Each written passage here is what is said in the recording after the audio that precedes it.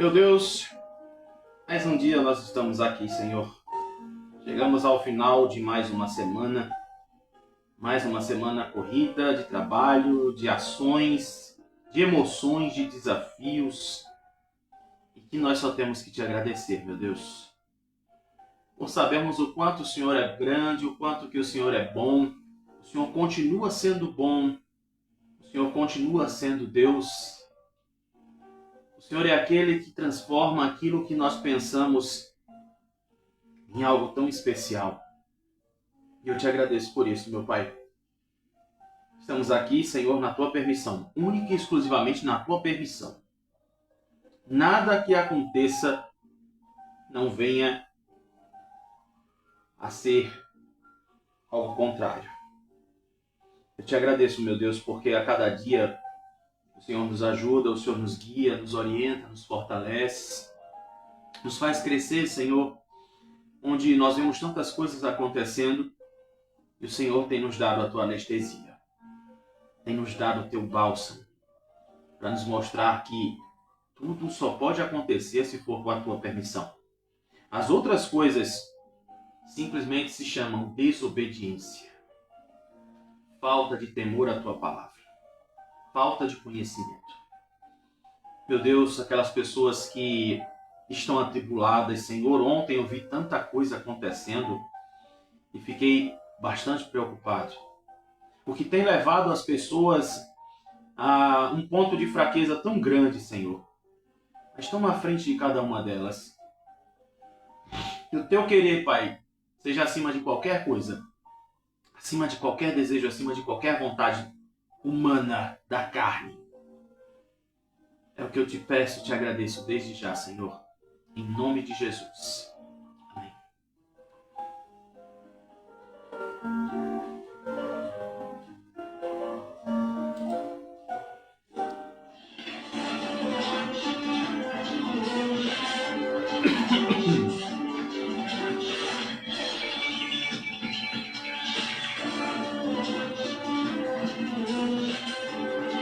Bom dia, minha gente, são 7 horas e 5 minutos. Pois é, rapaz, entrei atrasado aqui que eu tava acoplando as coisas aqui, né, que eu tenho que botar aqui os negócios nas presilhas e botar os cintos de segurança aqui, né? Senão, não sabe como ser responsável por que pode acontecer.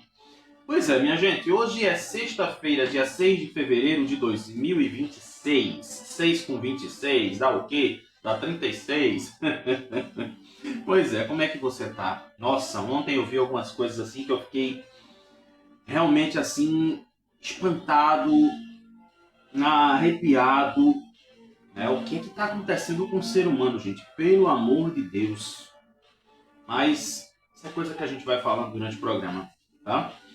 E eu digo para você assim, que o seu dia seja abençoado, seja iluminado, seja aqui, ó, a palminha de Papai do Céu, tá? E quando o Papai do Céu toma a frente, Ele sabe de todas as coisas. Vamos viajar no tempo? Vamos viajar no tempo. Aí era bom a vinhetinha, né? Bora! Pois é. Vamos agora voltar a 1820. Primeiros imigrantes. Aliás, né? Os primeiros 86 imigrantes afro-americanos, patrocinados pela American Colonization Society, partem de Nova York para iniciar um assentamento na atual Libéria. Aí agora vem aquela dúvida, né?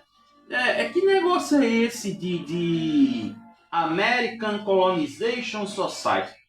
Gente, eu até fiz questão de baixar aqui o texto sobre essa organização para você poder entender. Ela foi uma organização fundada em 1816, 4 anos antes, com o objetivo de instalar na África antigos escravos negros libertos, bem como negros nascidos livres dos Estados Unidos. Ou seja, né, se os negros eles já tinham, né, os que eram escravos na época, eles já eram libertos, então o próprio pessoal que também já era liberto tinha feito uma associação exatamente para que eles não ficassem perdidos, né? Não ficassem naquela coisa do tipo assim, peraí, eu vou voltar para o meu senhor porque lá eu tenho comida, eu tenho casa, eu tenho tudo. Mas na verdade, era uma coisa que tipo assim, né? Que levantasse eles para a vida novamente. Eu achei bem interessante essa história quando eu estava fazendo a pauta dos fatos do dia. Né? E que bom, né, que o pessoal pudesse pensar assim em pleno 2026, porque quantas pessoas estão precisando de ajuda entre si, né? Isso eu estou sendo bem direto, e não ajudam.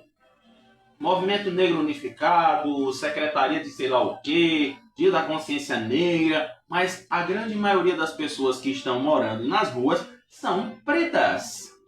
Pois é. Então, vamos ajudar, né? Porque o pessoal realmente está precisando de apoio. Não é uma coisinha de nada, não. Entendeu? Então, essa informação eu fiz questão de trazê-la para vocês porque eu gostei muito dela. E em 1989, aí já é outra história, né? Aí eu já tinha 10 anos. Começam as conversações da Mesa Redonda na Polônia, marcando assim o início da derrubada do comunismo na Europa Oriental. Você sabe quem é que está fazendo aniversário hoje?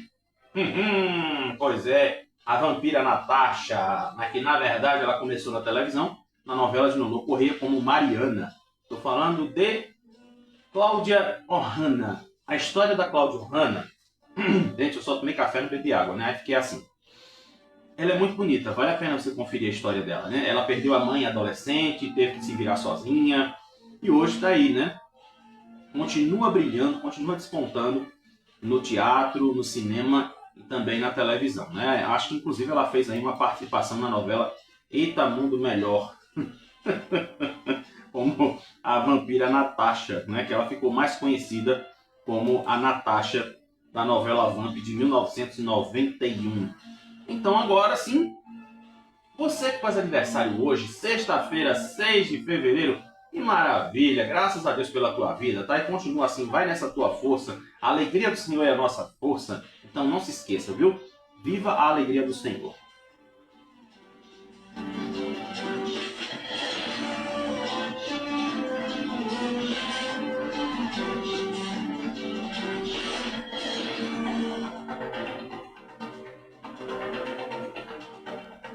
7 horas e 10 minutos, vai, vamos ter tolerância, né? Vamos acabar de 8 e 5 então hoje.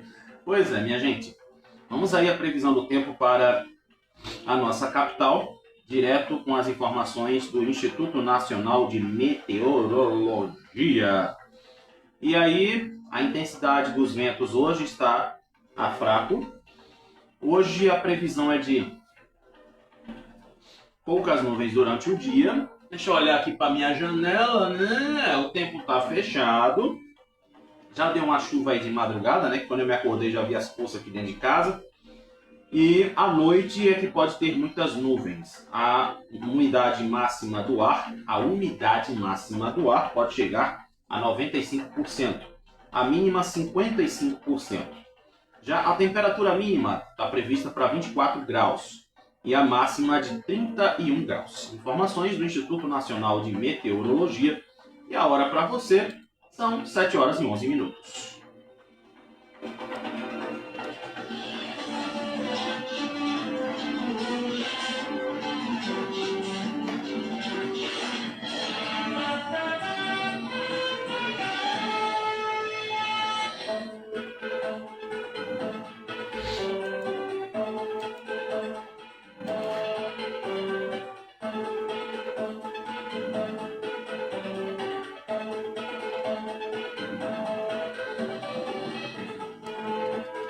Confirmando a hora, 7 horas e 11 minutos, manchetes dos jornais que circulam nesta sexta-feira. Pois é, já saiu aquela pesquisinha, né? Engraçado, parece que a gente estava sentindo de falar ontem, né? Sobre as pesquisas eleitorais. As pesquisas que quer dizer a você em quem você vota, né? Pois é, o Datafolha diz aqui. João lidera com 47%, Raquel 35%. Diferença cai de 10 pontos percentuais em relação à última pesquisa. Dino corta penduricalhos para remuneração dos 3 poderes. Galo Gigante reúne arte, educação ambiental e inclusão. Olinda espera 4 milhões de foliões e movimentação de 1,5 bilhão de reais no carnaval. Santa Cruz vence decisão e abre vantagem nas quartas de final do Pernambucano. Manchetes dos jornais que circulam nesta sexta-feira. E a hora 7 horas e 12 minutos.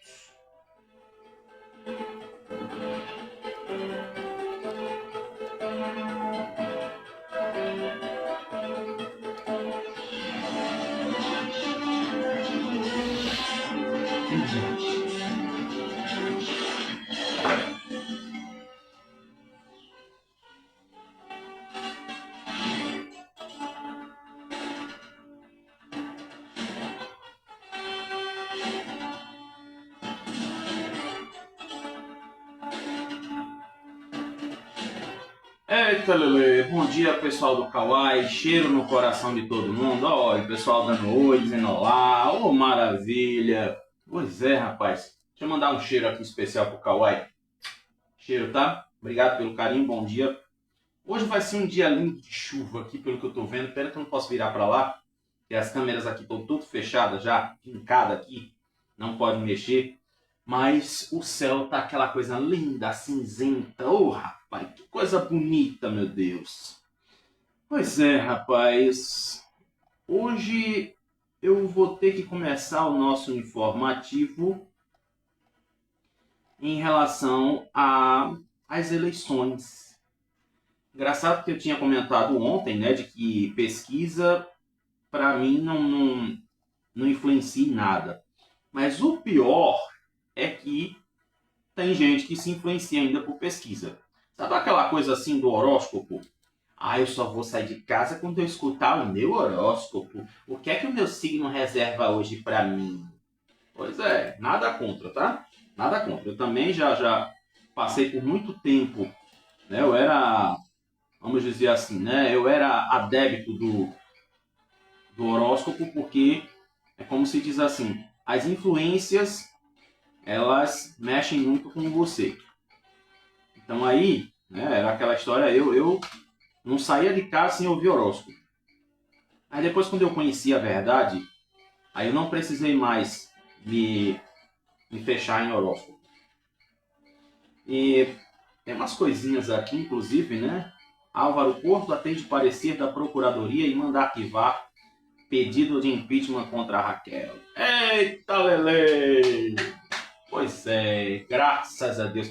Eu já estava pensando como é que ia ser essa conversa. Sabe o que é? Eu digo assim, né? Eu digo para vocês assim que eu tenho uma mente muito fértil, né? Eu sou da área de comunicação, então eu digo assim que a minha imaginação já vem assim, ó, pá, pá, pá, pá, pá, né? Já chega, né? E eu já estava imaginando como é que o pessoal ia fazer para fazer aquele negocinho, né? Ah, tá vendo? Olha aí o impeachment dela. Olha só. Mas o negócio foi revertido. Como eu disse para vocês, não sou eleitor de Raquel, não sou eleitor de João Campos. E eu voto em quem eu quiser, tá? Então, eu vou dizer para vocês assim que é preciso, como eu disse, ser maduro o suficiente, mas maduro em respeito à maturidade. Não é maduro agir igual ao Maduro da Venezuela, tá? Pronto. Só para ninguém pegar nada pelo ar e vai falar besteira, não. Depois vai colocar a palavra na minha boca, botar a inteligência artificial na minha boca. Pelo amor de Deus. Minha gente, eu vou dizer assim para vocês. Olha só, né? Inclusive tem aqui uma notícia sobre a previsão do tempo para o fim de semana. Vamos logo entrar nela, né? Tem um monte de coisa aqui que vai chegando, que vai... Eu vou aqui olhando, que já dá aquela curiosidade, já dá aquela coceira. A gente vai falar sobre a pesquisa daqui a pouquinho, tá? Mas é importante que a gente fale sobre isso aqui primeiro. E essa notícia aqui é recente. Ela foi colocada agora, às 6h57 da manhã. E diz aqui, né? O que é que pode acontecer. Olha só, depois de uma madrugada marcada por pancadas de chuva na região metropolitana, o estado inicia essa sexta com variação de nebulosidade e manutenção de tempo instável. Mas a gente falou, né? Muitas nuvens, poucas nuvens. Mas não falou nada de chuva. Mas de todo jeito, tá com cara de chuva. Os dados do Instituto Nacional de Meteorologia e da Agência Pernambucana de Águas e Clima, a APAC, indicam a continuidade de chuvas ao longo do fim de semana, com maior atenção para o sertão. Aí diz aqui, né, que no Agreste, cidades como Caruaru e Vitória de Santo Antão registram mínimas em torno de 21 a 23 graus, com máximas próximas de 30. No sertão, aí a temperatura pode chegar a valores mais altos, como Petrolina, Serra Talhada, a máxima pode chegar a 34 a 37 graus, enquanto as mínimas podem ser de 20 e 22 graus. E aqui, né, fala a questão da tendência de chuvas. Segundo a tendência de chuvas da APAC, a previsão de chuva em todas as regiões do estado entre hoje e até o domingo. A Mata Norte, região metropolitana e Mata Sul seguem com chuvas fracas, podendo ocorrer de forma isolada.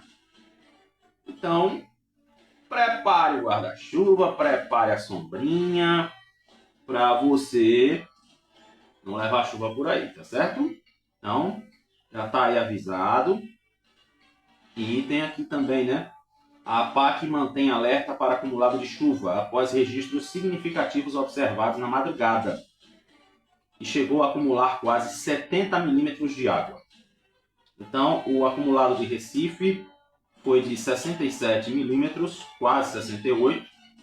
Jaboatão, 34 e Itamaracá, 23 milímetros. Ok? Então, esse tipo de sistema provoca chuvas intensas, localizadas e de curta duração. Muitas vezes acompanhados de trovoadas, enquanto as áreas próximas podem permanecer sem chuva. Ok? Agora já entendeu o negócio? Pois é. Então, você já está sabendo aí que a gente vai ter um finzinho de semana maravilhoso, né? Com tempo instável. Mas não se preocupe que não é nada de grave. Graças a Deus, né? Que a gente também faz esse acompanhamento sobre as questões do clima, com certeza. Eu vou falar das pesquisas, mas tem uma notícia aqui também que eu achei muito boa. Que é assim, a Prefeitura de Araçoiaba, na região metropolitana do Recife, Araçoiaba, para quem não sabe, ela fica... Oi, obrigado pelos corações, eu agradeço, mas não mereço, mas mande mais. Araçoiaba fica, né, entre Camaragibe, Igaraçu e Abreu e Lima. E daí, o que é que acontece lá? A Prefeitura comunicou, nessa semana, a proibição do uso de máscaras durante o período de carnaval.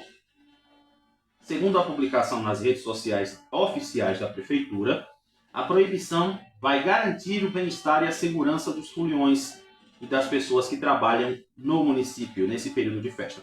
Mas apesar de inusitada, a medida não é novidade no município. A medida tem base na Lei Municipal 33, decretada em 98, que proíbe o uso de máscaras ou objetos e pinturas que cubram totalmente o rosto. Também estão proibidos os usos de capacetes e capuz. Fantasias que não impossibilitem a identificação de pessoas estão permitidas. Então, eu achei muito boa essa história. Só que, ainda segundo o aviso da Prefeitura, Polícia Militar e Civil, Guarda Municipal poderão abordar pessoas que estiverem com o rosto coberto. Essas serão solicitadas a retirar o objeto. Em caso de recusa, o item pode ser apreendido e a pessoa encaminhada para identificação. Organizadores de blocos, bailes e outros eventos devem impedir a entrada ou permanência de pessoas com o rosto totalmente coberto. Vou dizer para você, gostei. Isso deveria acontecer também em outras cidades. Tá? Só isso. Quanto mais você mostrar a sua cara, lembra daquela música lá de Cazuza, Brasil mostra a tua cara? Pois é, mostra sua cara quando você estiver brincando no carnaval. Não invente de negocinho de máscara de não sei quem, máscara de Xuxa, máscara de Anitta, máscara de lá, sei lá o quê. Mostra a tua cara. Mostra a tua cara, simplesmente isso. Tá? Gostei muito dessa informação e fiz questão de trazer ela aqui para vocês. Parabéns à Prefeitura de Araçoiaba por essa atitude, porque, como se diz, né, é no carnaval que muita coisa acontece. Aí depois a gente fica perguntando, mas por que foi isso? Por que foi aquilo? Por que não sei o que, né? Tanto porque Que aí a gente entra naquela dízima do Castelo Rá-Tim-Bum. Porque sim, Zequinha. Agora sim, né? Deixa eu ver a hora aqui para vocês. São 7 horas e 23 minutos. Agora sim, vamos falar sobre a questão das pesquisas. Pois é, rapaz. Como eu disse para vocês, né? Pesquisa para mim não me influi em nada. Nada, nada, nada, nada. Mas tem gente que ainda quer se basear por pesquisa. Quer perder seu tempo com pesquisa. Né? Ou quer se apegar à pesquisa. Eu mesmo não me apego. E aí diz aqui. A primeira pesquisa Datafolha para o Senado, em Pernambuco, encomendada pelas rádios CBN Recife e CBN Caruaru, divulgada na sexta-feira, ou seja, hoje, aponta Marília Arraes liderando a disputa por 36% das intenções de voto, enquanto Humberto Costa, atual senador pelo PT, aparece com 24%. Agora, eu queria ver, né? Um debate entre os dois. Humberto Costa, a Marília, né, dizendo assim, eu sou a candidata de Lula, e você, mostre sua cara. Mas só que Humberto Costa dizia assim, eu sou do PT, querida. Eu não sou Raquel, aquela que você arengou 4 anos atrás. Mas isso aí não fica só entre Humberto Costa e Marília, não. Na pesquisa, Miguel Coelho, já foi candidato a prefeito do Recife, ele era prefeito de Petrolina. Mas, rapaz, outro coração, eita, cheiro. Miguel Coelho, ele está com 18% nas intenções de voto. Eduardo da Fonte, o nosso deputado que elegeu até o filho dele também, Eduardo da Fonte, pois é, está empatado com ele aqui com 18%. Armando Monteiro, do Podemos, 12%. Gilson Machado, né, ainda estava aqui como PL, inclusive Gilson Machado vai aderir também ao Podemos. Gilson Machado está com 11%, Anderson Ferreira com 11%. Ah, tá explicado, bebê. Tá explicado por que teve aquela confusão. Lembra daquela confusão que Gilson Machado teve que sair do PL? Aqui, ó. É porque Anderson Ferreira quer ser senador. O carro do ovo voltou de novo. Tá escutando as horas do carro do ovo? O negócio. Não adianta você se fechar, se blindar, botar isolamento acústico, porque a zoada vem de todo jeito, tá? E tá explicado por quê, rapaz. Agora eu entendi o porquê que teve esse pega pra capar de Anderson com Gilson. E por coincidência, os dois estão com 11%. E agora, Silvio Costa Filho está com 10%, Jô Cavalcante com 3% e Fernando Dueire, que ficou na vaga de Jarbas, ele era suplente de Jarbas, ficou com 2%. O Instituto Datafolha ouviu 1.022 pessoas entre os dias 2 e 5 de fevereiro, ou seja, essa pesquisa é bem recente. É o que eu falo para vocês. 1.000 pessoas. 1.000 pessoas, o povo acha que já define tudo, né? 1.000 pessoas. Se a gente tem uma média de, só no Recife, mais de 1 milhão de pessoas, isso aqui não chega a 1% da população da cidade. Eu acho que eles deveriam fazer uma coisa na pesquisa, já que querem fazer pesquisa, e como eu digo, eu sou contra a pesquisa, porque ela tem o poder de influenciar na decisão das pessoas. Ela deveria ser feita pelo menos com, no mínimo, 1% da população da cidade, da capital, onde essa pesquisa, aliás, onde o pleito, né, a eleição, pode acontecer. Inclusive até teve aqui um resultado de uma outra pesquisa, que foi feita em outubro do ano passado, e nesse primeiro cenário Marília tinha 39%, Humberto 26%, Miguel Coelho 19%, Eduardo da Fonte com 18%, Armando Monteiro e Gilson Machado com 12%, Anderson Ferreira com 10% e Silvio Costa Filho com 9%. Então, vamos ver, né? Sem os nomes de Gilson e Silvio Costa Filho, Marília também mantém a liderança. Há um empate entre Silvio Costa Filho, Miguel Coelho e Eduardo da Fonte. Todos eles estão aí na casa dos 20%. Armando Monteiro aparece com 14%, Anderson Ferreira com 13%, Jô Cavalcante com 4% e Fernando Dueire com 3%.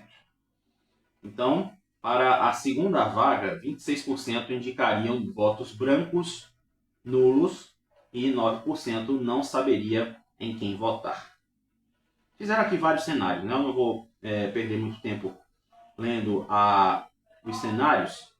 E a pesquisa foi registrada no TSE sob o número 09595-2026 e BR 06559-2026.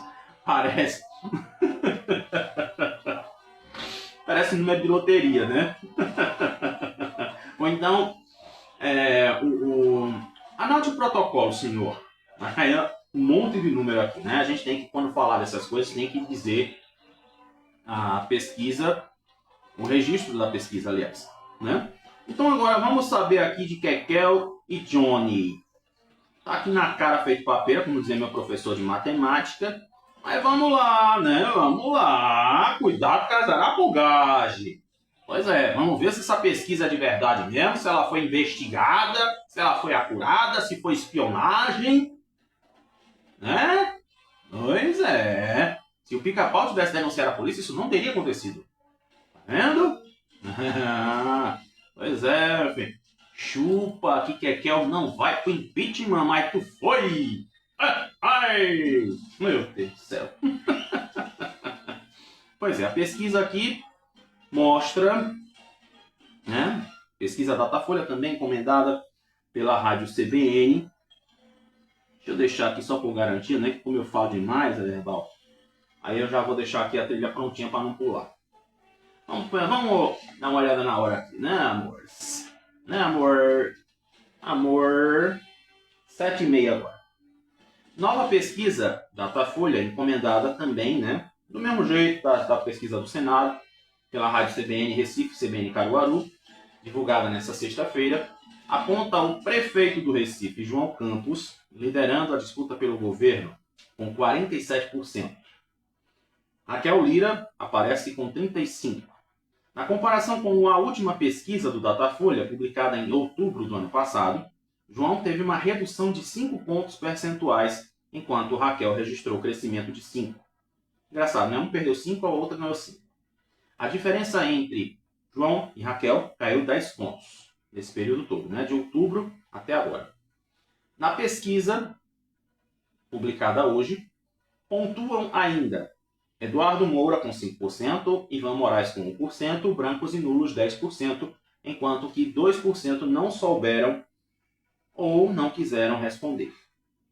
O Instituto Datafolha também reuniu 1.022 pessoas entre os dias 2 e 4 de fevereiro. Margem de erro é de 3% para mais ou menos e o grau de confiança é de 95%. No cenário estimulado recente, né? Tá aí o que a gente já falou, né? João com 47, Raquel com 35, Eduardo Moura vem em terceiro. E até agora, né? Pelo menos aí são os 5 candidatos que nós estamos vendo em relação a quem quer governar ou concorrer a uma vaga, aliás, do governo. Num cenário espontâneo, quando os entrevistados citam os candidatos que pretendem votar, João aparece com 18%. E Raquel com 24%. Outros candidatos não alcançam 1%, enquanto que os votos brancos e nulos já são 11%. As abstenções são de 39% dos entrevistados. Então imagine você, né? Pois é, como eu digo, vamos lá para o número da pesquisa, o registro no TSE, tem que falar. Se não falar, a gente é penalizado. PE 09595-2026 e BR 06559-2026. Certo? Aí são os registros das duas pesquisas. Certo? E vou morrer dizendo a mesma coisa, não vou ser aqui prolixo. Rapaz, que negócio é esse, Xavier, de prolixo? Prolixo quer dizer repetir. Eu não vou repetir, não vou me alongar nesse assunto. Eu já falei para vocês. Eu não acredito em pesquisa. Tá? Simplesmente pelo fato de não quero que isso me influencie. Isso não me influencia em nada. É tipo, sabe aquela coisinha besta que diz assim? Tá. Porque eu vou votar em fulano porque fulano tá ganhando na pesquisa, então eu vou votar nele. Deu para entender o porquê que eu não gosto de pesquisa? É por isso. Me perdoem o que eu vou dizer, mas existe aquela coisa de se dizer assim, eu vou porque o bonde está andando. Tipo, sabe aquela pessoa que sobe no ônibus e não sabe nem que carro pegou? Ei, moça, esse ônibus está indo para onde? Esse ônibus aqui é cabo. Eita, não era para pegar esse ônibus, não. Eu era para pegar um ônibus que vai para a encruzilhada. Eita, e agora? Né? Deu para me entender? Pois é. Então são essas coisinhas assim que a gente precisa tomar cuidado. Você pega o bonde andando, aí vai dizer o quê? Eita, mas não era para ser esse. E aí? Pois é, né? Agora, 7h34, eu quero olhar aqui pro relógio, uma mania de olhar pro relógio aqui do computador. Olha só, tem uma coisinha aqui que é BO. Pois é. Após não cumprir o prazo estimado de divulgação do resultado do processo seletivo para residência em diversas áreas profissionais de saúde, com exceção de médicos, previsto para a última quarta-feira, a Secretaria Estadual de Saúde emitiu um comunicado anunciando que a lista de aprovados vai ser divulgada até o dia 13 desse mês, até antes do Carnaval, tá? Na beirada do Carnaval. Antes de anunciar essa nova data, ela emitiu um informativo sem data precisa, deixando candidatos desesperados. A residência é uma pós-graduação e ato senso, com duração mínima de 2 anos, carga horária de 60 horas semanais e dedicação exclusiva, destinada a profissionais de diversas categorias na área de saúde. A seleção aconteceu pelo IAUPE e ocorreu em 2 etapas, sendo a prova escrita objetiva de caráter eliminatório e classificatório, com um peso de 80%, e a análise curricular de caráter classificatório também, com um peso de 20%. A prova escrita foi aplicada em 11 de janeiro. E de acordo com relatos de candidatos que preferiram não se identificar, desde a publicação do edital, que esse processo vem sendo marcado por falhas de comunicação, atrasos e decisões consideradas inconsistentes por parte da banca organizadora. Uma candidata que concorre a uma dessas vagas, na área de enfermagem, disse que as dificuldades aumentam após a realização da prova escrita. Ela diz que houve erros na divulgação do gabarito e na própria criação da prova, o que levou à necessidade de aplicar novamente o exame, que aconteceu agora no dia 1º, ou seja, no domingo passado. A situação, segundo a aluna aqui, né, a moça que está denunciando, causou um impacto emocional nos candidatos afetados. Aí, será que alguém respondeu? Pois é. O IAUPE informou que vai reabrir de forma excepcional o período de escolha das instituições de saúde no processo seletivo da residência em área profissional do SUS. A medida foi adotada após a identificação de uma inconsistência do sistema que comprometeu o registro das opções feitas pelos candidatos, afetando a classificação final e a alocação das vagas. A instituição ainda esclarece que a reescolha é obrigatória para viabilizar a alocação das vagas e que a ausência de manifestação dentro do prazo vai impedir a classificação final. O resultado definitivo desse processo seletivo está previsto para ser divulgado até o próximo dia 13. Então você vê, né, a transparência aqui no negócio. Tudo bem, teve erro, né, foi denunciado, mas aí é como se diz, já foram tomadas as providências. Não teve aquela escalada, sabe, de botar o 63 por 01. Não teve isso, não. Aí o que aconteceu? O Instituto está tomando as providências para fazer tudo de novo. Exatamente para ver o que é que teve de problema e resolver. Aí agora eu lhe pergunto, se fosse outra situação, como é que ficaria? Né? Daria uma resposta qualquer, se falaria qualquer coisa e pronto, ficava por isso mesmo. Né? Mas eu gostei aí da questão da seriedade do processo, aliás, do processo não, né? Da instituição, no caso, é a UPE que está fazendo a seleção, vamos dizer assim. Minha gente, tem um negócio aqui, agora 7h38, menino, eu falo demais, o tempo passa rapidinho, né? A gente tem uma nota aqui sobre a questão da segurança pública e tem algo aqui que eu acho que eu não vou nem ler, porque tem tanta palavra aqui que eu teria que adaptar, só misericórdia. Mas aqui está se falando sobre as questões da segurança, principalmente do Nordeste. Porque, vou dizer assim para vocês que eu não sei o que é que dá nas pessoas hoje. Eu mesmo vou dizer assim para vocês. Eu fui para João Pessoa, na Paraíba, e eu gostei muito de ter ido para lá. Eu fui na época da pandemia ainda, 2020. Eu trabalhava na Câmara de Vereadores e como eu estava de férias, né, eu estava no meu direito de fazer o que eu queria. Ganhei uma semaninha para descansar, como minhas coisas já estavam encaminhadas, eu fui embora, fui viajar. Eu disse, eu vou na Paraíba e daqui a pouco eu volto. Eu vou dizer para vocês, eu me apaixonei pela Paraíba. Me apaixonei por João Pessoa. Porque, sabe aquela coisa, a educação do povo? Eu ia atravessar o centro da cidade, quando eu vi o sinal tinha fechado para o pedestre, né? E os carros todos pararam. Eles iam dar partida, mas eles pararam para que eu pudesse atravessar. Só tinha eu para atravessar. Eles fizeram questão de parar os seus carros para que eu atravessasse. Eu gostei muito dessa atitude. Porque se fosse aqui, era passando por cima. Você vê a diferença, né? Recife embaixo, Paraíba em cima, mas aqui nós somos totalmente mal educados. E eu gostei muito, inclusive, né? Aí no outro dia que eu cheguei, eu estava passeando no centro, beleza? E eu fiquei hospedado numa pensãozinha no centro da cidade, para que ficasse mais fácil para mim minha alocação, né? Deslocamento, aliás. E daí, depois eu fiquei perdido no centro. Né?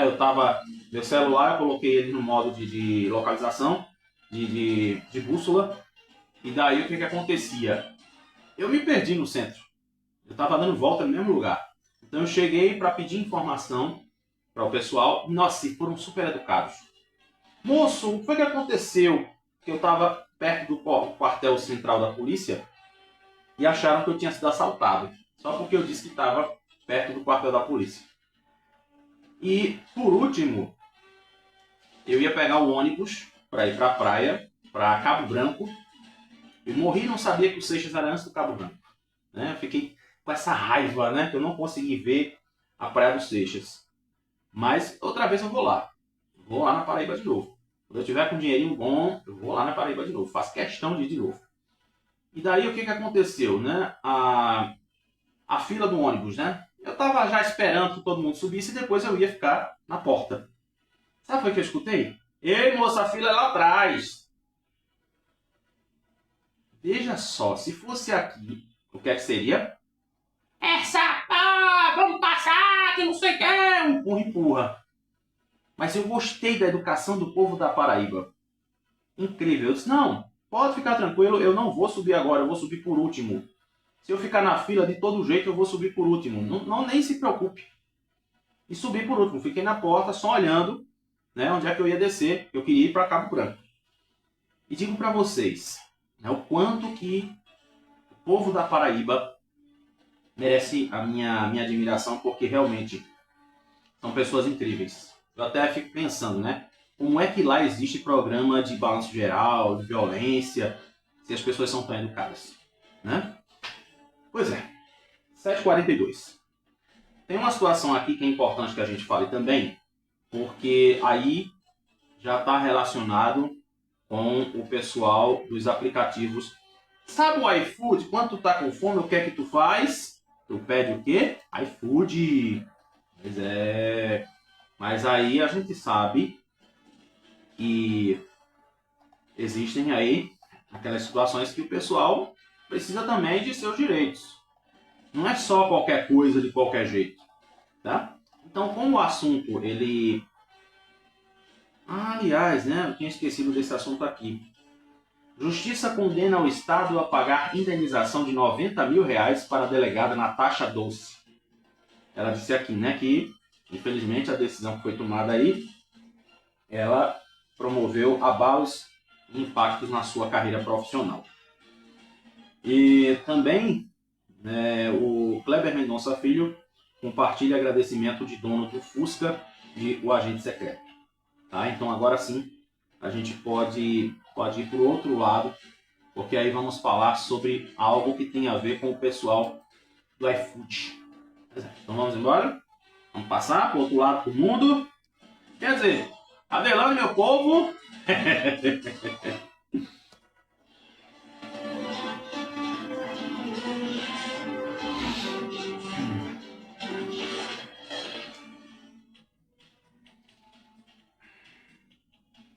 7h44 agora.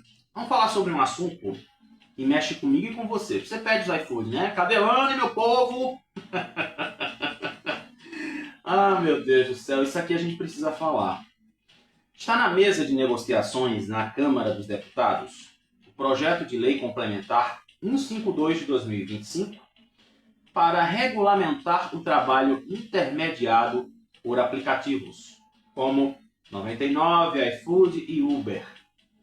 O texto não afeta apenas quem usa essas plataformas para trabalhar, mas todo o sistema do delivery de alimentação no Brasil. Inclusive, hoje, o iFood, 99 Food, o Uber Eats, eles até... Eu mesmo comprei o filtro de linha que a gente usa aqui no estúdio, eu comprei pelo iFood.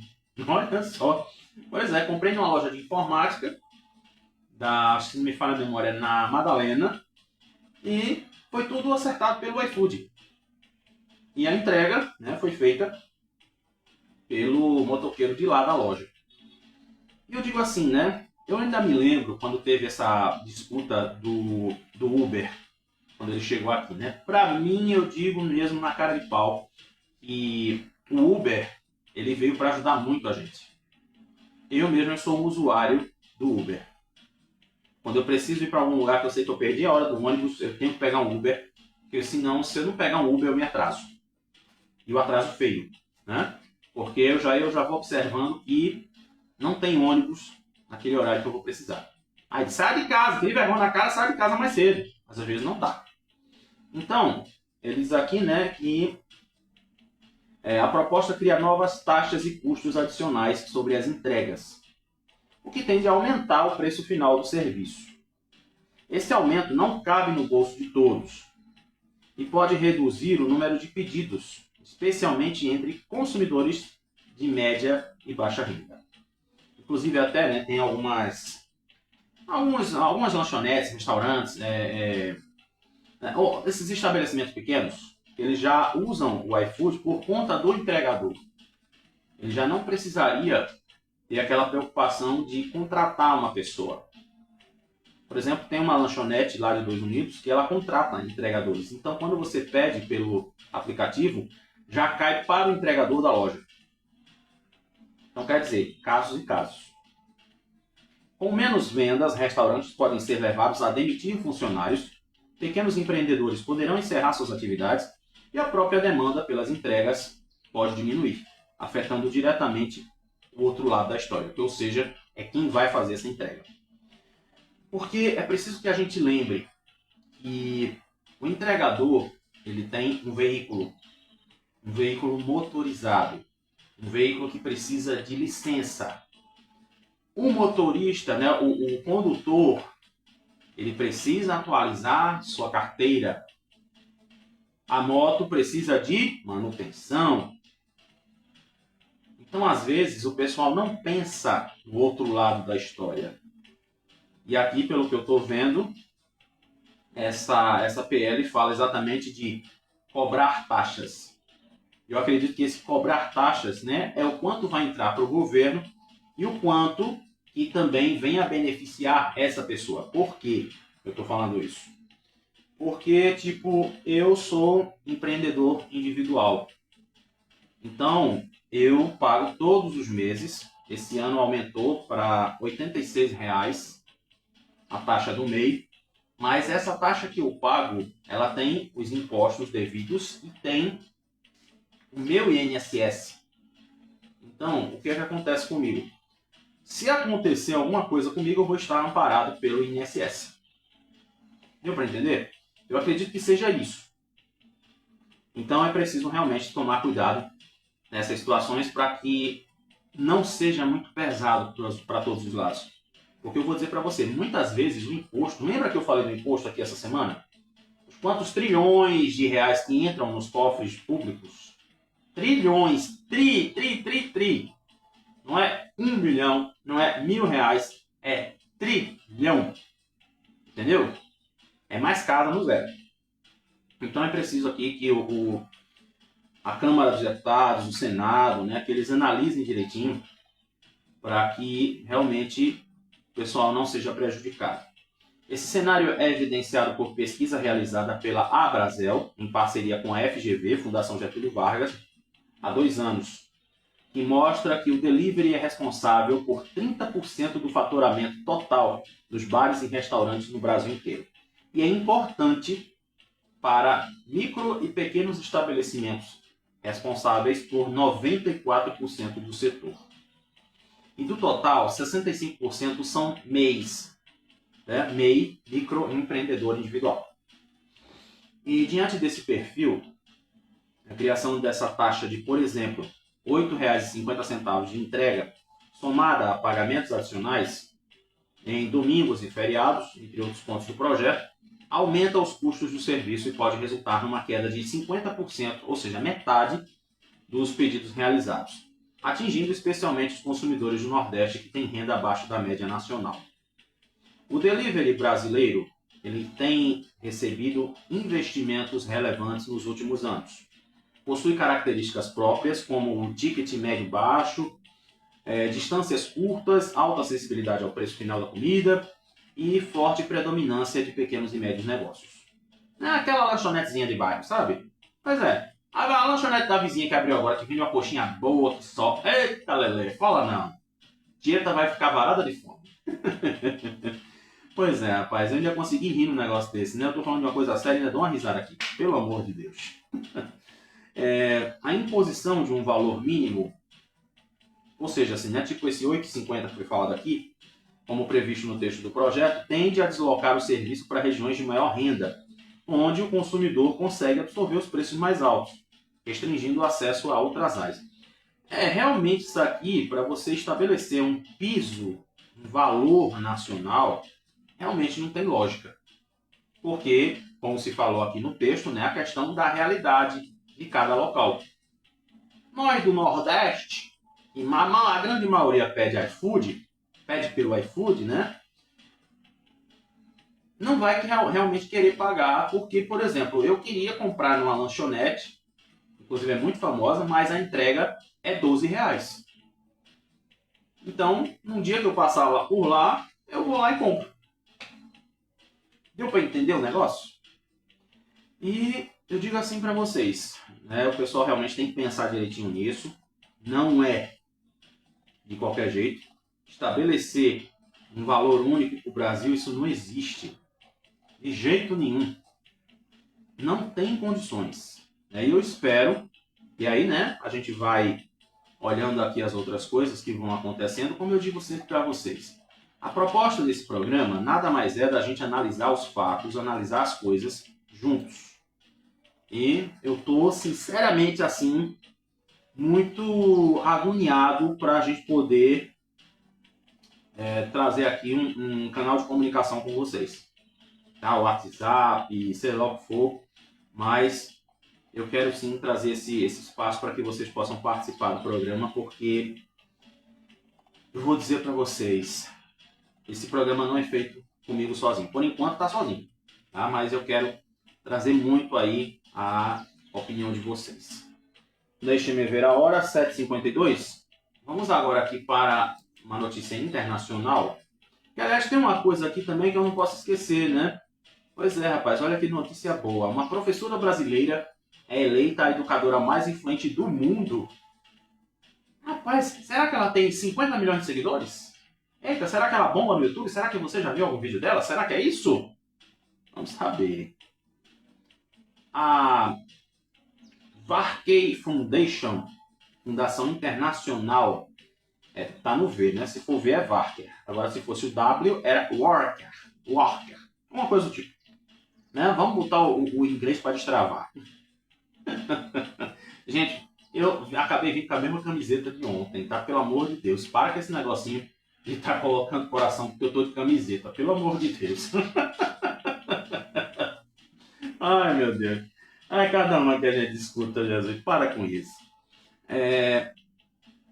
Fundação Internacional, responsável pelo prêmio conhecido como o Nobel da Educação. Olha só, hein? Concedeu à educadora Débora Garofalo o título inédito de professora mais influente do mundo em fevereiro. Em uma cerimônia realizada na segunda-feira em Dubai. Olha pra isso, rapaz. A mulher foi pra Dubai, meu irmão. Vê a moral da mulher. Enquanto tu fica aí pedindo oração na igreja para pedir que teu filho saia das drogas, né, mulher? Presta atenção aqui, ó. Ó que notícia bonita. Tá vendo como é as coisas? Aí fica na igreja pedindo oração pelos filhos, pelo marido, né? Aqui, ó. Escuta isso aqui. Em uma cerimônia realizada na segunda-feira, como eu já falei, né? O evento antecedeu a entrega do Global Teacher Prize, conhecido como o Nobel da Educação. Olha que bonito. Em 2019, Débora também foi a primeira mulher brasileira e da América do Sul a ser finalista desse prêmio. Ela é graduada em Letras e Pedagogia, mestre em Linguística Aplicada pela PUC de São Paulo e foi Fab Learning Fellow pela Columbia University, dos Estados Unidos. Ela se tornou referência em inovação na educação ao criar uma iniciativa de democratização do acesso à tecnologia. Respirar. E transcendeu a sala de aula e influenciou políticas públicas pelo Brasil. Aí exatamente está aqui o porquê que ela está sendo premiada. O reconhecimento foi resultado de um projeto de ensino de robótica com sucata para estudantes de escola pública, idealizado por ela em 2015, ou seja, né, já há quase 11 anos, e aplicado na rede municipal da periferia de São Paulo. Nesse projeto, jovens de 6 a 14 anos desenvolveram seus protótipos com sucata. Olha só, né, rapaz? Aproveitando a deixa da rainha da sucata, olha que coisa bonita. Tá vendo? Lembrei agora, né? Regina Duarte, o aniversário dela ontem. Pronto. E aprenderam sobre a montagem de motor, circuitos, programação, o que contribuiu para o reaproveitamento de, olha que coisa boa, tá vendo meu dedo aqui? Só você no Spotify, se tiver no áudio, não vai ver. Mas se tiver no vídeo, vai ver. Bota no aplicativo que você vê o vídeo. Aqui, ó. 1 tonelada de materiais recicláveis. E exatamente ela influenciou ainda a criação de políticas em outras partes do Brasil, como Minas Gerais, Rio de Janeiro e Rio Grande do Sul. Hoje, Débora atua como palestrante e consultora, capacitando educadores e instituições para os desafios do século XXI. Respira, aguenta coração. Tá vendo? Como é bonito a gente ainda ter a esperança de ver pessoas que fazem coisas boas. Pois é. Então, eu digo para você que fica um exemplo, né? Agora, 7h57, vamos para o outro destaque do mundo. Outra notícia internacional. Essa daqui vem lá da Venezuela. Essa aqui eu fiz questão de trazer. O parlamento venezuelano deu nesta quinta-feira o primeiro passo para a aprovação de uma lei histórica de anistia, que abrange os 27 anos do chavismo. Lembra que a gente falou, né, da situação lá de que, eu acho que se não me falha a memória, foi Hugo Chávez, né, que fez lá, tipo, uma coisa de golpe. Pois é. e exatamente abrange esses 27 anos de chavismo e vai excluir violações graves dos direitos humanos. A lei de anistia, essa palavra está fortíssima aqui no Brasil, né? Está nos trends dos topics, sei lá o quê. Mas ela é exatamente a lei de anistia para a convivência democrática. É uma iniciativa da presidente interina, lá da Venezuela, Delcy Rodrigues, e que chamou a Lei de Paz e Reconciliação. A Assembleia Nacional aprovou por unanimidade, em primeira discussão, o texto que segue uma consulta pública prévia ao debate final, artigo por artigo, ainda sem data prevista. Aí foi falado aqui, né? Pedimos perdão e temos que perdoar também, disse o presidente da Assembleia Local, Jorge Rodrigues, irmão de Delcy, em sessão na qual os deputados pediram a reconciliação em um país que se torna polarizado. É um jeito daqui, né? Todo canto não adianta dizer assim, mas é porque a polarização é só no Brasil. É só no Brasil que existe essa polarização. O mundo está assim. Eu sou de A, sou de B, sou de Paulo, sou de Apolo, como eu já falei, né? Tudo isso começou com um tal chamado Coré. Coré e Moisés. Já contei essa história aqui. A agência France Press teve acesso ao esboço desse projeto de lei que pode mudar após consultas. Em si, ele fala que abarca os acusados por traição à pátria, uma palavra aqui que eu não posso usar, né? Porque ela é forte, pode derrubar aqui, e também a outra. Tá? Então você vai, sabe aquela coisinha de instigar o outro a falar o que não deve? Instigar o outro a fazer o que não deve? Pronto, é isso que está dizendo aqui, tá? Se eu falar essas duas palavras aqui, minha transmissão cai. Crimes atribuídos a presos políticos durante esse período. Inclui a sublevação a punições por mensagens em redes sociais ou serviços de mensagem instantâneas. WhatsApp e lavar o trem. É o início de uma nova etapa histórica, de uma etapa de reencontro, onde ao final possamos alcançar a paz, disse o deputado da oposição Tomás Guanipa. A paz que não é a paz do medo, da perseguição, do silêncio, mas a paz da liberdade e da democracia. Oi? Tem uma coisinha aqui, inclusive, que eu preciso continuar para chegar até aqui. Você vai entender. Guanipa tem 2 irmãos presos. A ONG Foro Penal informou que 383 pessoas detidas por razões políticas foram libertas como parte de um lento processo prévio ordenado por Rodrigues em 8 de janeiro. Coincidência, né? 8 de janeiro. 8 de janeiro, isso diz alguma coisa para você, né? Como eu já disse, eu não quero comentar, não vou comentar nada sobre 8 de janeiro, porque eu até hoje quero entender esse negócio. Por isso que eu não vou falar. Não falo.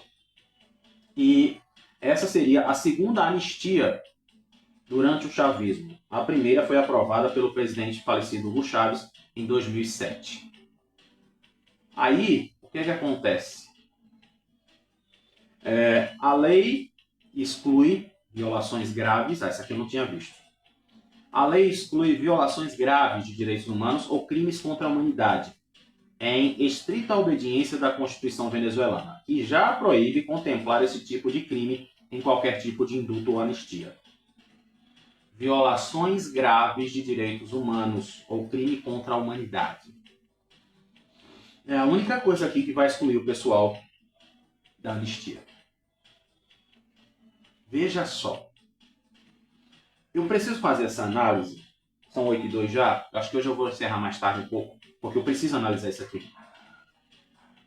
Se Jair Messias Bolsonaro, né, e algumas outras pessoas que fazem parte do seu grupo estão respondendo por golpe de Estado, estão presos, outros estão sendo julgados. Enquanto que a Venezuela, país, né, irmão do companheiro, está fazendo isso aqui, vai ser excluído da anistia quem faz violação grave aos direitos humanos e crimes contra a humanidade. Só isso.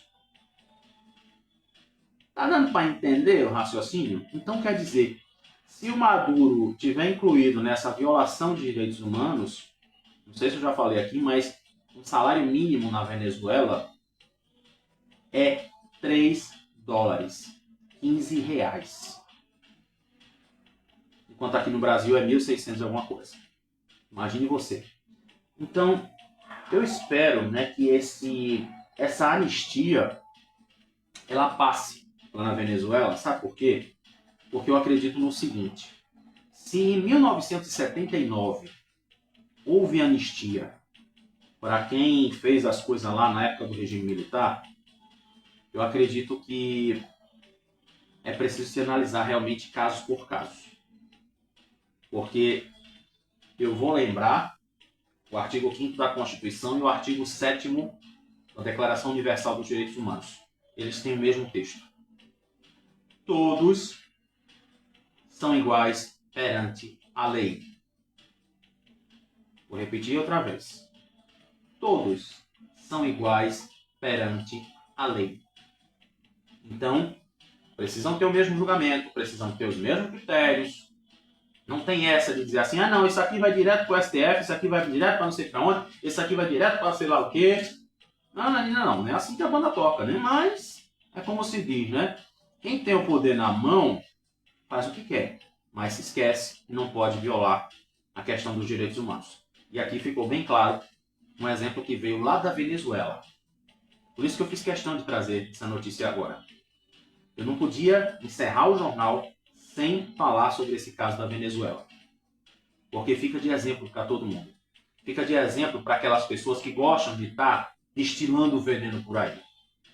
Qualquer besteira já está jogando veneno. Mas se esquece do dia de amanhã. Tá? Então vamos agora lá vamos viajar para o mundinho do esporte.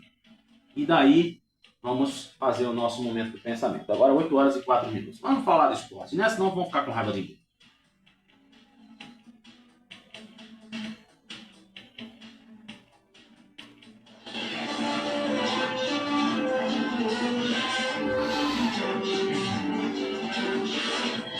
Oito horas e 5 minutos. Eita, que hoje eu vou terminar mais tarde. 8h10, no máximo. 8h15, sei lá.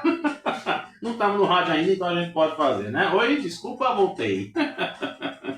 Pois é, gente, olha. Vamos aqui começar pelo Náutico, né? Trio de reforços ganha respaldo de Hélio na titularidade do Timbu. Santa Cruz. William Júnior segue como peça-chave nas bolas paradas. O Sport acerta empréstimo de Carlos Alberto para o clube dos Emirados Árabes. Mas não é o Carlos Alberto de Nóbrega não, viu? Não é aquele lá do SBT da Praça Nossa não, é outro.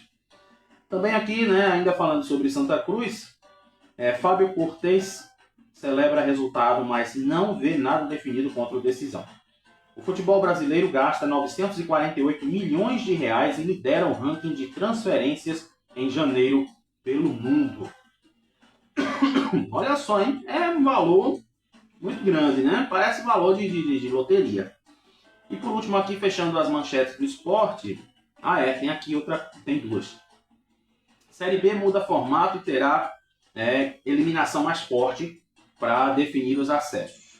E por último aqui no basquete, seleção de basquete aposta em Damires, Camila Cardoso e em retornos para ir bem no pré-mundial. Então aí é o giro dos esportes e agora 8 horas e 6 minutos.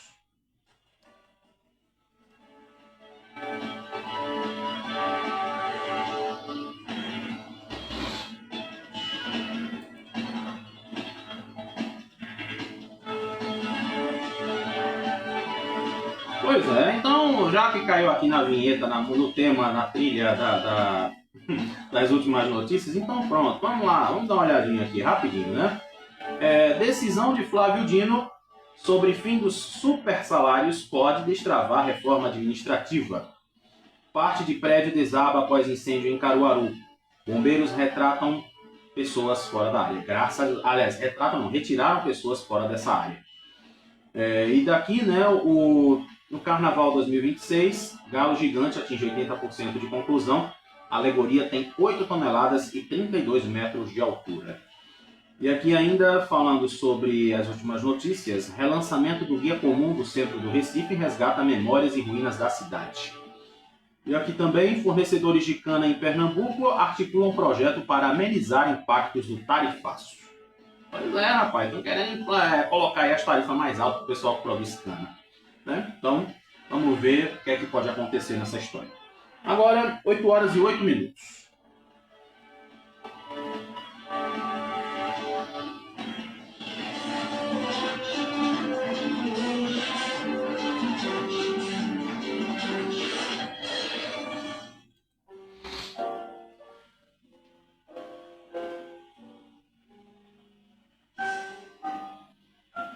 Confirmando, 8 e 8. Tá chovendo. Tá chovendo. Ó, na minha janelinha. É, rapaz, pena que eu não posso mostrar pra vocês a minha janelinha. Ontem eu comecei uma coisa e não terminei. Mas eu hoje faço questão de concluir esse assunto. É uma coisa meio que pesada, mas é preciso que eu fale. Você já ouviu falar na tal da maldição hereditária, né? Tem gente sempre que fala isso, diz assim, ah, porque minha família sempre foi desse jeito, minha família sempre foi assim, não vai mudar nada. Ah, é porque a minha família nunca foi feliz, nunca foi unida. Mas aí, essa coisa de maldição hereditária, muitas vezes, ela pode simplesmente deixar de existir. A partir do momento em que nós temos a atitude de determinar, parece coisa da Igreja Universal, né? Determine, irmão, que a sua vitória chega. Muitas vezes, né, tem irmão que não fala com irmão, filho que não fala com pai, tem primo que não fala com primo, tio que não fala com avó, e lá vai o trem. Mas eu digo assim, o que é que você ganha fazendo isso? Tudo bem que existem casos e casos. Bom que eu entendo isso muito bem. Porque eu, por exemplo, infelizmente, eu não falo com a minha mãe por conta de algo, coisas que ela me ofendeu. Então eu disse para ela, vá-se embora viver sua vida.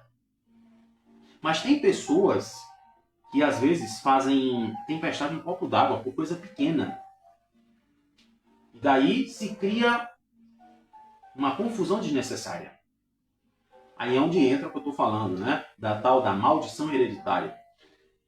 Essa maldição hereditária, ela simplesmente pode se acabar com pequenas atitudes. Se você acha que chega num ponto da sua vida em que você precisa mudar seus comportamentos, que você chega, cai na realidade, diz assim, puxa, eu briguei com fulano por causa de uma bobagem. Eu briguei com fulano por causa de uma escova de cabelo. Não precisava disso. Mas eu vou insistir, eu vou falar com fulano, eu vou falar com ele, eu vou dizer a ele, fulano, ó, vamos acabar com isso. Sabia que tem gente que às vezes até morre doente por causa de coisas assim? Gente que morre com câncer, que morre com Alzheimer, Parkinson, doenças degenerativas, porque ainda carrega, ainda sustenta o ódio no coração. É por isso que eu estou colocando cada coisinha no seu lugar. Existem situações que pessoas tóxicas, realmente, você precisa se afastar delas. Se elas não demonstram para você que mudaram, aí você lava suas mãos e deixa ela para lá. Mas se você vê que existe a possibilidade de uma reconciliação, não pense duas vezes. Mas sempre naquela, beleza, eu quero me reconciliar, eu quero pedir perdão, não vou fazer mais, eu juro que não faço mais. Aí, vamos dar um voto de confiança. Mas se a pessoa continuar fazendo até pior, mantenha a distância. Então, pense hoje, exatamente hoje, olha, sexta-feira, que dia bom para você pensar em se reconciliar com aqueles que são seu sangue. Tem gente até que diz assim, os inimigos são os primeiros, os primeiros inimigos são os que são dentro de casa. Vai lá na Bíblia. Mas isso não quer dizer que você tem que ser inimigo de todo mundo na sua família. Isso não existe. Tá? Então eu espero que você possa pensar, porque eu penso muito. Meu pai, Eu tenho uma dor nas costas por conta do meu pai, mas eu fiz tudo o que foi possível pelo meu pai. Mas eu fiz pelo meu pai porque papai mandou. E sabe aquela coisa, aquele sentimento de dever cumprido que você tem? Você tira um peso da sua alma. Não é um peso da cabeça, é um peso da alma. Você tira um fardo da sua vida quando você consegue resolver essas pelejas de família. E assim você consegue determinar que a maldição hereditária não vai existir dentro da sua família. Fica a dica para você. 8h13. Vamos embora. Obrigado pelo carinho de hoje. E desejo que o seu fim de semana seja lindo e maravilhoso. Que a gente volte aqui na segunda-feira, de preferência falando mais coisas boas. Porque a gente precisa disso. Coisas boas. Cheiro você no Kawaii, cheiro você no Facebook, no YouTube e também no Spotify. Obrigado pelo seu carinho. E a gente volta na segunda-feira. Se o Papai do Céu quiser.